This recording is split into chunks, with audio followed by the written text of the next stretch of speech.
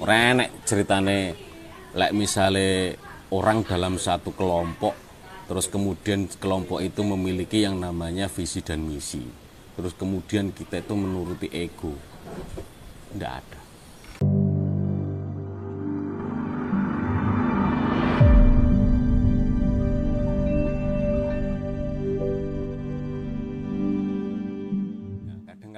Suatu saat kadang kalau misalnya kamu pulang kan, lulus pulang. Ini ilmu aja lah, jangan di ini. Ketika pulang, otomatis kan kita ini kan seolah-olah mau menata desaku, mau menata negaraku, mau menata kampungku dengan pola pemikiranku. Tapi ternyata apa daya pikirku, apa daya kemampuanku kan gitu. Mau nggak mau kan harus melebur juga. Nah, melebur itu, fungsinya melebur itu. Kan yang dikenal itu faktor dominan. Yang dominan itu Anda yang dominan, berarti Anda akan membawa pengaruh di wilayahmu. Kenapa kalah? Ya karena gak dominan. Kenapa yang menguasai itu orang bodoh? Karena orang pintar gak dominan. Sistemnya kayak gitu tok sebenarnya, urip-urip ning hidup yang real gitu. Kadang-kala kan tidak cocok lah. Mungkin sudut pandangnya kita orang filosof lah. Kalau filosof itu kan like gak mikir sedino, ndak oleh karya ini kan angel gitu loh. Tapi masyarakat kan gak menghendaki itu sebenarnya gitu. Action kan gitu. Makanya tak delok iki visi misi sebenarnya yang kita punya visi besar dengan tema. Untuk mewujudkan tema itu terwujud itu kan harus ada misi. Misinya apa saja yang harus kita kerjakan gitu. Lagi cenderung sik terkotak-kotak ngono. Dadi lek sik terkotak-kotak kan angel to. Iki ngomong flor-floran ae. Dadi luweh enjoy gitu loh. Nah, baru di situ nanti hasil dari ketika kamu menjalankan misi, di situ kan banyak karya yang kamu jumpai justru. Karya itu di situ nanti muncul.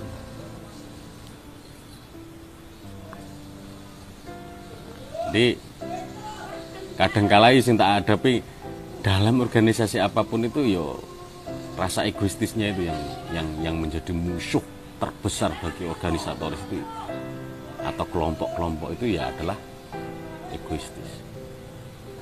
Sampai cek organisasi manapun, pokoknya kalau faktor egoistisnya lebih besar, yang lebih dominan, ya tinggal tunggu waktu.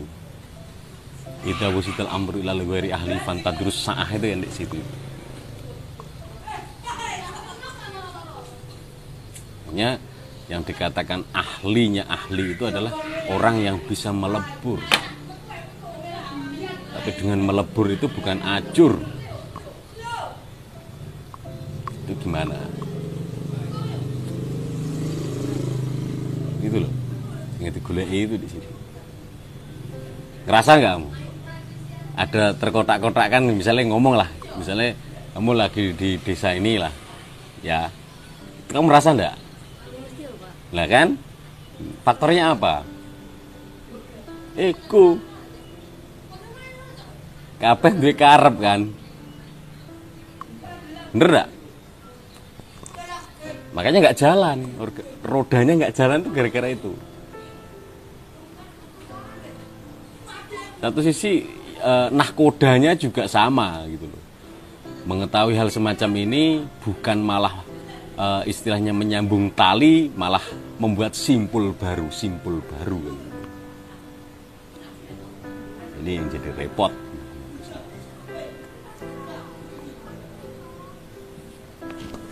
Ini bukannya apa, bisa jadikan pengalaman ketika nanti suatu saat terjun di masyarakat langsung.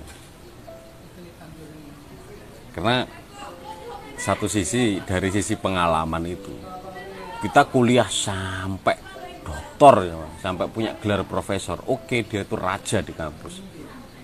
Dia kembali di masyarakat, banyak yang pensiun itu cuma mau ngapain, bingung gitu loh.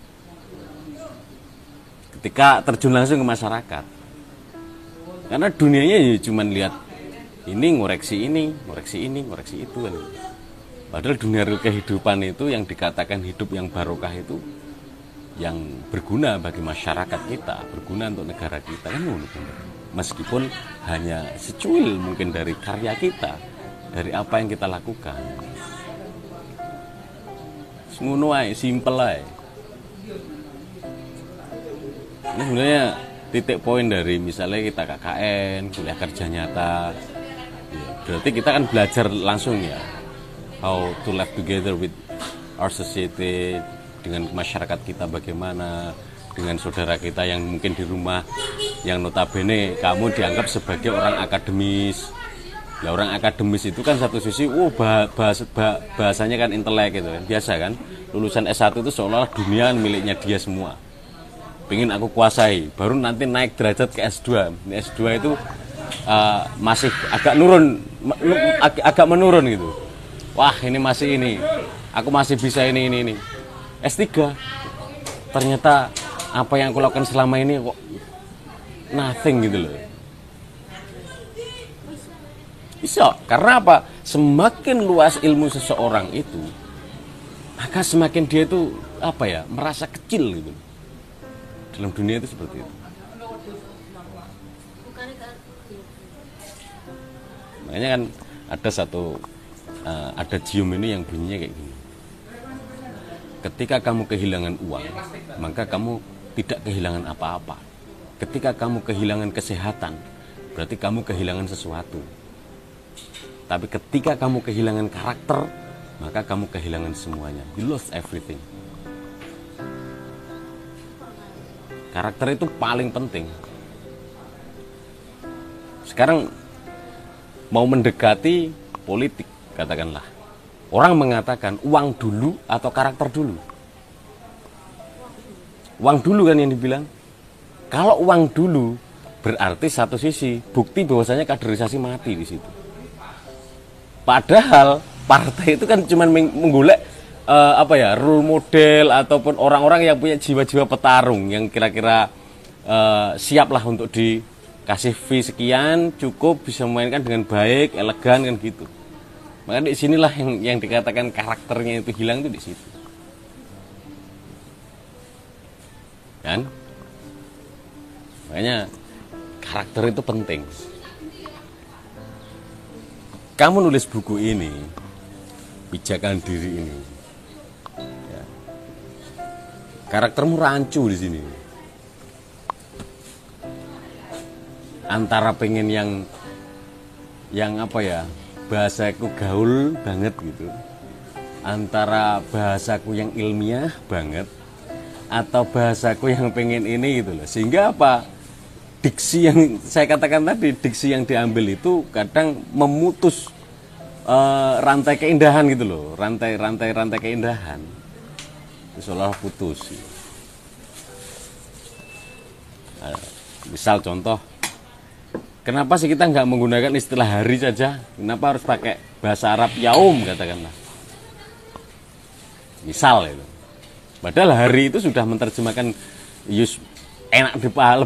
jauh lebih dipahami itu.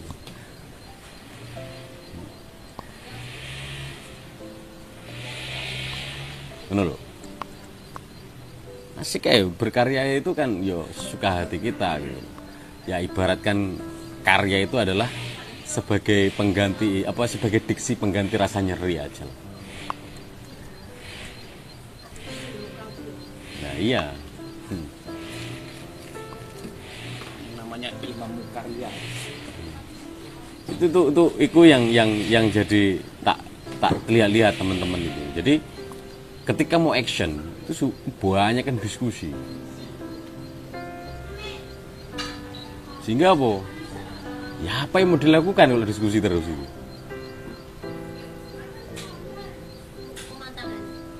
Pematangan bukan di situ caranya. Ketika kita menghadapi suatu langsung terjun di masyarakat, ada problem kita diskusikan, itu baru matang nanti.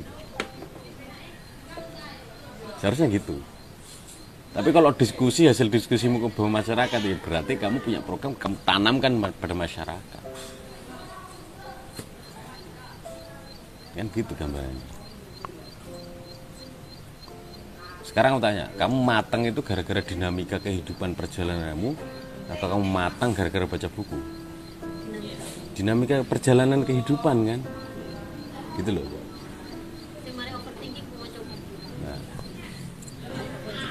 Satu sisi gini, banyak ya profesor, doktor atau siapapun itu mengatakan gitu. Keluarlah dari zona nyaman.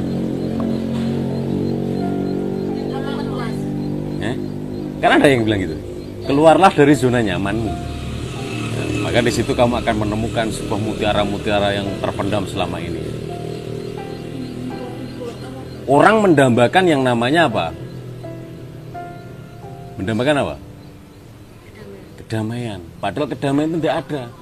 Selama kamu hidup itu mesti ada permasalahan. Karena apa? Untuk mendewasakan. Setelah dewasa ternyata menyadari.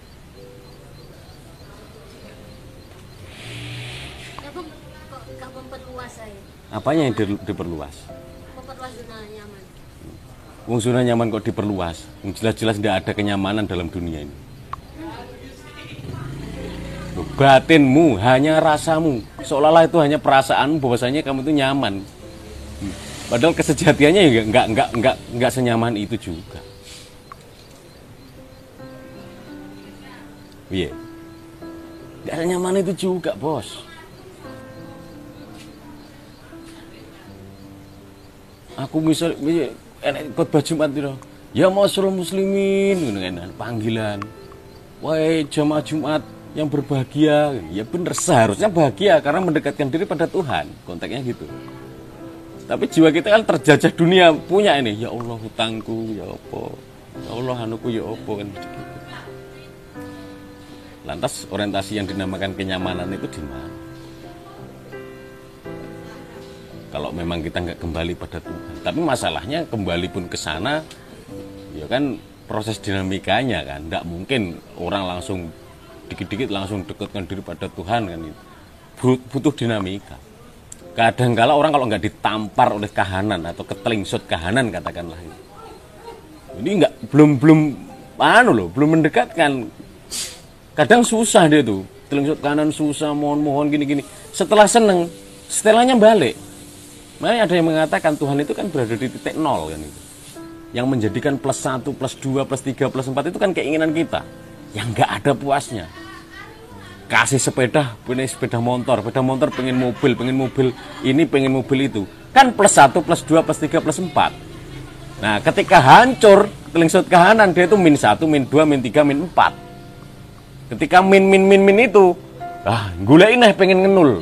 Lepas semua kan, sudah dibondong ngenul balik ning Gusti Allah. Wow. Bar rodok mari kahanane biyalek setel ning plus 1, plus 2, plus 3. Gitu terus polanya. Kan unik juga sebenarnya itu kan gitu. Karena ada yang mengatakan itu Tuhan berada di titik nol. Ngenul tenan burung wani ngenul. Soalnya lek wani ngenul tenan resikonya berat juga. Tantangannya lebih berat. Ini satu sisi ego itu penting. Kadang-kala yang membunuh orang pintar pun ego. Yang membunuh siapapun yang punya ambisi besar itu ya gara-gara ego. Ini manajemen bener, butuh di manajemen ego. Nggak main-main. Ego ini yang jadi soal. Apapun, kalau misalnya masih muda, rajin berorganisasi, rajin kungku sana sini, ego itu harus dibunuh bener. Makanya saya sering mengatakan altruisme itu sudah mati di masyarakat kita. Kebiasaan kita menolong orang itu kan sudah mulai punah sekarang. Gotong royong mulai punah dan sebagainya. Karena apa? Diri kita itu dijajah oleh saya dan saya. Sehingga galau terus. Saya ini kan alumni kampus. Saya ini sarjana, masa kerja di sawah, gengsi bro. Masa aku nyapu, masa aku ning sawah. Bener ada kan kayak gitu kan. Saya ini kan gajinya yang layaknya itu adalah 50 juta. Masa saya digaji 300.000. Layak enggak kan gitu. Padahal kan konsep altruisme itu semakin banyak kita membantu orang lain, maka dampaknya juga ke kita juga. Tidak ada, sudah mulai punah loh itu. Gotong royong kan. sudah mulai punah. Adapun gotong royong yo sekarang masih berduit lah. Ya kan? Nah, ini jadi satu catatan penting juga sebenarnya dalam perjalanan itu. Itu namanya altruisme. Itu sudah mulai memunah gitu.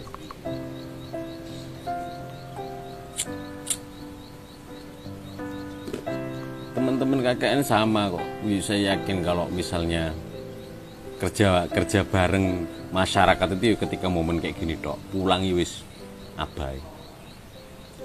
Karena keserang saya ini orang kampus mosok unggahnya gendeng kan misalnya gitu. Padahal itu nilai-nilai yang sangat adiluhung itu. Cara menurunkan keakuan juga. Hah? Cara menurunkan keakuan. Ya untuk meminimalisir lah minimal rasa keakuan itu. Makanya ya itu tadi. Coba kamu perbanyak menolong orang. Tanpa pamrih kalau bisa. Kalau menolong orang kayak apa namanya? Militansi yang berkwitansi itu ya repot. Karena slogannya saya kira militansi tanpa kwitansi halusinasi itu kan mesti ada, Bos. Ya. Mana yang bisa udah fokus nolong orang. Itu latihannya seperti itu. Bukan kok kita itu mengambil kapasitas, nolong orang itu dalam segala hal. Bantu semampunya. Makanya kadang keakuan itu muncul itu ya gara-gara apa? Seolah-olah pencapaian diriku itu aku capai dengan caraku sendiri. Padahal di situ banyak peran orang lain yang ada di sekitarmu untuk mewujudkan kesuksesanmu. Tapi setelah sukses kamu jadi aku. Seolah-olah kamu itu menuhankan dirimu bahwasanya akulah pemenang segalanya. Kan gitu. Padahal proses untuk menuju proses itu diwangi jatuh bangun, Bos. Ketika jatuh bangun melibatkan siapa? Orang lain.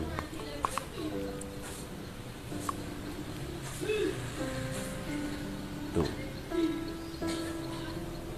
Ini paling berat itu hidup dengan masyarakat dengan berbagai macam dinamika yang ada. Mukeh pola pikir itu.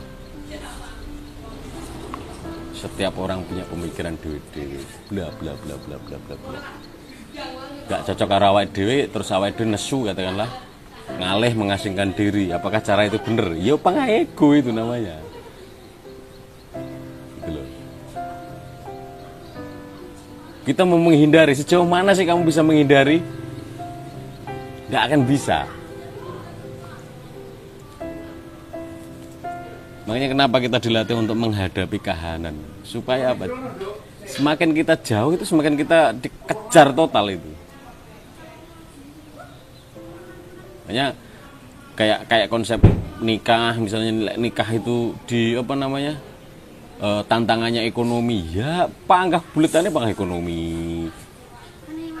Kalau ekonominya kuat, kadang itu ya apa jenenge pelakor, itu biasa. Semakin itu kamu justru kamu harus dijawab oleh kita sendiri. Semakin lari nggak akan selesai.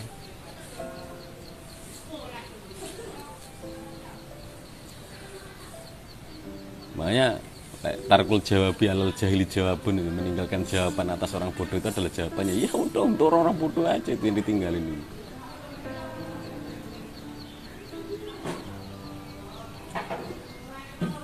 Belum.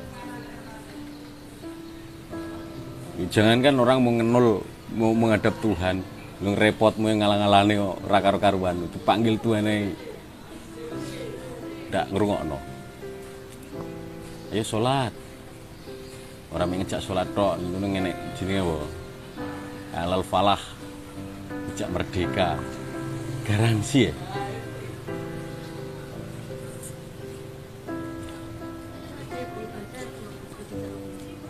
Ya enggak, bukan hanya gara-gara dipanggil itu, panggilan itu kan jiwa. Ya, jiwane wis tertutup ya otomatis ya diceluk ngene ra krasa apa meneh piye lah nyeluk. Itu kan berarti ada masalah dengan batinnya, ada ada masalah dengan hatinya. Soalnya kan gitu. Makanya lek kita kembali kepada konteks zamannya sahabat yang notabene permasalahannya kan iman. Imannya mereka kan prima-prima. Karena Sayyidina Ali itu sholat itu kan paling menikmati banget itu sholat itu. Menikmati banget. Dipanah ya ora krasa wis roh wis mancep ngono tok. Bisa Sayyidina Ali sebelum sholat kan? Gak apa? Ya enggak. Karena candunya itu bukan, kalau sekarang kan pakai bantuan ganja baru kita bisa ngeflay kan. Ya kalau dulu tuh candunya iman. Orang kalau sudah iman banget total itu sudah kayak candu. Jadi orang itu gini, kalau misalnya dalam kehidupan kita itu sering kita menjumpai orang-orang itu yang dikatakan jagab, yang digerakkan oleh Tuhan. Itu karena apa? Sering menyebut Tuhan, dan lama-kelamaan itu kan kayak orang gandrung, jatuh cinta atau enggak? Kalau kamu jatuh cinta pada satu bidang, katakanlah aku tuh jatuh cinta pada bidang sastra, yuk apapun kemana-mana ya sastra ya zaman buru. Dikit-dikit ngomongnya masih sastra. Akhirnya mbak candu. Jadi kecanduan sastra, dikit-dikit sastra, candu tadi. Amin. Nah, ibadah pun sama. Lek wis dadi candu. No apa awakmu dadi gawe ganja tinggi ngono kan.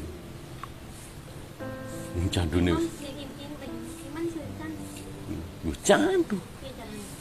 Nah makanya itu kan lek sampean dalam konteks cinta itu kan witing tresna jalan saka kulino. Iya kan? Witing tresna jalan saka kulino. Kadang-kala kenapa kita jauh? Enggak ngulino nih. Makanya kan kudu ekstrim juga. Sebenarnya ekstrimnya itu kan harus dari diri sendiri kan. Untuk merubah itu caranya memang harus ekstrim. Saya pengen mencapai ini harus ekstrim. Saya target lah bisa puasa 30 hari. Ini puasa Senin Kamis selama 30 hari. Lek sampean nggak punya apa ya, memaksa dirimu secara ekstrim itu, ya nggak akan kelakon. Jak ngopi konco ini budal bos. Nah, enak ngopi ya rokokan kok. Simple aja. Nek sing baku-baku kan iku.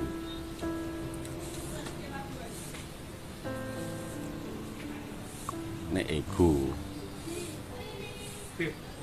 Sekarang aku tanya, kamu itu hanya lek baru dibahas kayak gini. Baru aku tanya. Pertanyaannya itu sejauh perjalanan kamu tadi itu yang dikebas panjang lebar. Ternyata kamu ini menuruti ego atau menuruti apa ya, semacam apa yang kau yakini gitu. Dua-duanya yakin kecampur dengan ego, jadinya apa itu? Nah ini itu toh beneran. Aduh, orang itu kalau udah pinter ya, jiwa egonya itu kadang tinggi.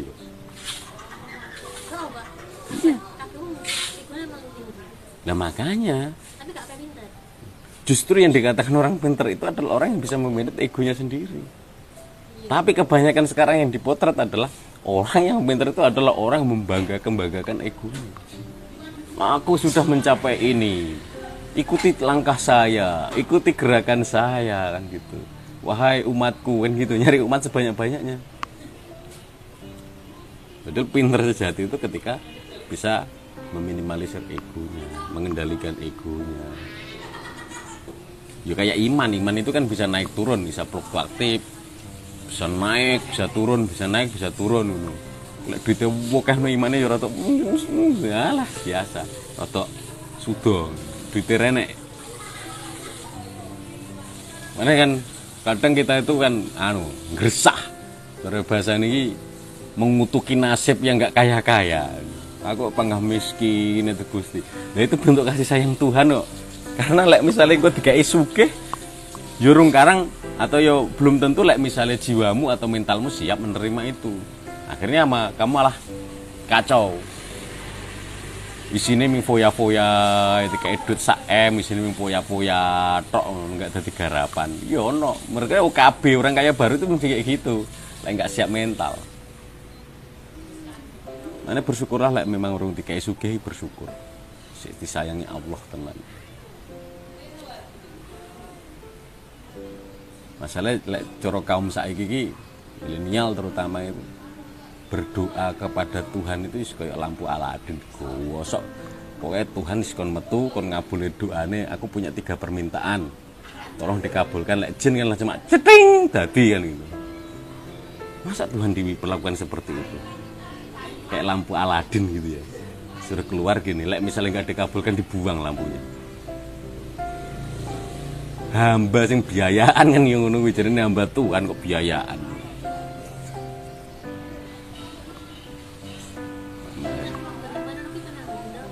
Apa? Ya manusiawi, semua itu manusiawi. Orang yang mau dikatakan beriman itu ya mesti manusiawi, ya kayak kita manusia. Manusiawi. Grundel itu ya pernah loh. Karena itulah dinamikanya. Tapi itu kan pencapaian. Kalau sudah pencapaiannya sudah sampai kemana ya udah, ya beda lagi ceritanya. Ya jeneng lek gini, lek umpama lihat konteksnya, apakah grundel tulus atau grundel enggak itu kan lihat konteksnya. Artinya gini, kalau konteks dipenuhi dengan ego, ya kan, temanya kan ego, grundel dipenuhi ego, ya Allah, gue pengen target sekian kan gitu. Grundel enggak pas itu gara-gara kan tujuanmu ke sana arahnya kepada target gitu loh. Itu kan berarti enggak tulus juga. Kalau yang dikatakan tulus, grundel yang kan, ini soal urip kan. Artinya gini, perkara nyatu bener-bener enggak punya gitu. Katakanlah besok yang saya makan aja enggak ada. Dia itu nggak butuh kata-kata yang ini ndak janji kayak duit mari. Makanya disitulah letak peran orang itu kan masing-masing teman. Peran orang itu masing-masing.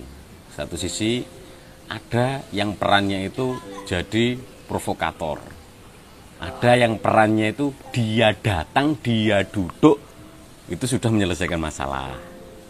Ada yang dia datang bawa masalah. Makanya nggak usah menyalahkan profesi. Wah, gue dukun gini. Ya mungkin saja kan dengan gitu kan dia juga bisa bermanfaat untuk orang lain. Iya, misalnya katakanlah kita kan ya positive thinking juga gitu. Tapi dukunnya keunikan, Pak. Loh, mau terlepas unik atau ndaknya itu, baik boleh atau ndaknya, terlepas dari itu, ya kan? Ya kita kan positive thinking aja, mungkin aja ada kegunaannya. Ada misalnya orang gila, kenapa banyak orang gila? Ya ada positifnya juga. Mungkin dia sebagai pengingat kepada orang-orang yang lupa. Ya terlepas dari positif atau ndaknya kan berguna. Ya apapun gitu loh, masih berguna. Ya enggak, maksudnya bukan bahas dukun juga, artinya kemana-mana. Proses untuk menuju syukur, benda ngerundel, katanya ngerundel ikhlas tadi. Ya makanya kan dari dinamika yang ada itu. Apa? Ya lek jenenge ego ya jangan ngomongkan ketulusan di dalamnya wong ego. Ego itu kan apa ya? Artinya itu kan nafsu yang menguasai diri kita untuk mencapai sesuatu. Kalau sesuatu itu nggak dicapai, ya kan? Maka yang terjadi adalah kita putus asa, hilang harapan seandainya itu. Ngomong tulus gitu. Nah, kalau tulus itu kan sebenarnya kan di Islam itu kan kayak ikhlas gitu ya. Jadi ikhlas itu kan sekelas Nabi Muhammad sendiri aja nggak tahu apa itu ikhlas, sejatinya ikhlas. Nggak ada yang tahu kok. Kalau Imam Ghazali yang mengatakan bahwasanya beliau ngarang kitab bauah dan sebagainya, justru yang dinilai di mata Tuhan ketika dia sudah meninggal itu justru apa? Ketika ada lalat itu nempel di tintanya, ketika minum dibiarin aja, malah itu. Bukan karena karangan kitabnya yang begitu tebel itu. Kan tidak ada yang tahu soal ikhlas itu. Makanya sudah lakuin aja sudah. Mungkin aja dari 100 kali apa yang kamu lakukan, mungkin ada 1 atau 2 yang ada indikasi ke ikhlas sudah. Gak usah kita menghitung, wah hari ini aku tadi melakukan ini terus ikhlas. Alhamdulillah saya ikhlas. Ya orang tentu ikhlas. Gak bisa diukur. Bukan bisa diukur. Karena antara syukur dengan kufur nikmat itu ibarat rambut dibelah jadi 7 ya. Contoh niat kita baik kan, aku tas bayaran, nek koncoku, arep tak traktir. Rek, aku mari ki sing traktir sampean. Kufur. Tapi ayo, dolan mambe aku, meneng-meneng terus dibayari selesai. Wallah alam. Bentuk syukurku rek iki. Ini loh sih gak disadari, sampai bengok aja mungkin. Ayo, aku yang bayari. Makanya antara syukur karo kufur ini benar rambut dibelah jadi 7.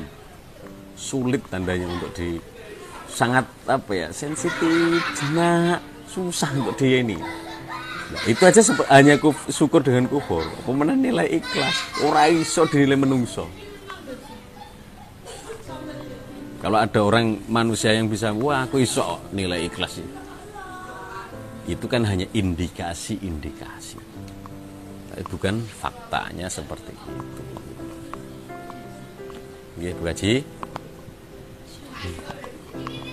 Mungkin sejauh ini dirimu itu masih kayak aku tak mencari jati diri.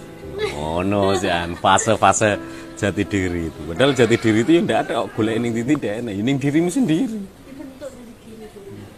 Semua ada di dirimu. Jadi diri kan dibentuk nggak sih? Atau apa? Kalau dibentuk itu bukan kamu. Apa? Ada. Jadi kan harusnya itu kan terbentur dulu, barulah jadi. Gitu loh. Sebenarnya tidak butuh konsep Renorno misalnya. Sampai mau cobanya Sigmund Freud yang psikolog itu kan, terus kemudian sampai kebanyakan ilusi dari Sigmund, akhirnya terinspirasi oleh dia, apapun pemikirannya cantolnya sama dia, ya akhirnya kamu dijajah Sigmund. Kamu misalnya suka punya Plato, sewenang ambek Plato, bla bla bla bla, akhirnya kamu terjajah sama Plato, bukan murni. Makanya ada yang istilah kerennya itu, kita ini dilahirkan sebagai pemungut ilmu pengetahuan kalau di era-era belakangan ini. Enggak nemokne kok. Iya no. Lah sisa-sisa tok hasil pengolahan. Makanya ada yang mengatakan apa yang kita bicarakan kayak gini ini kan setelah ini kan jadi sampah, itu ada yang mengatakan seperti itu. Ya, dari apa yang kita omongkan kan ada nilainya, ambil pakai ya udah, itu punya,mu. Yang dia omongin apa? Sampah semua terus. Ya mulung lagi kan, di sini sampah dipulung. Nah, sampah hasil pulungan itu biasanya diolah, kemudian jadi barang yang indah itu, maka ada nilainya. Kan? Nilainya kan ada itu, nilai ekonomisnya kan ada. Misalnya sampah kumpulnya diolah lagi jadi barang yang menarik kan ada nilai ekonomisnya. Tapi kalau misalnya mulung hanya sekedar mulung tok, nggak diolah, yolah ya pengas sampah, yang nilai ekonomisnya juga rendah.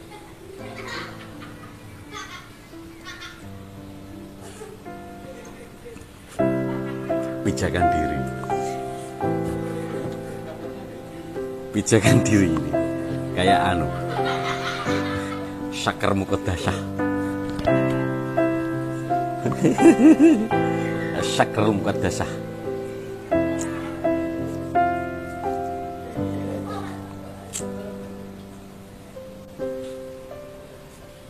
Wangi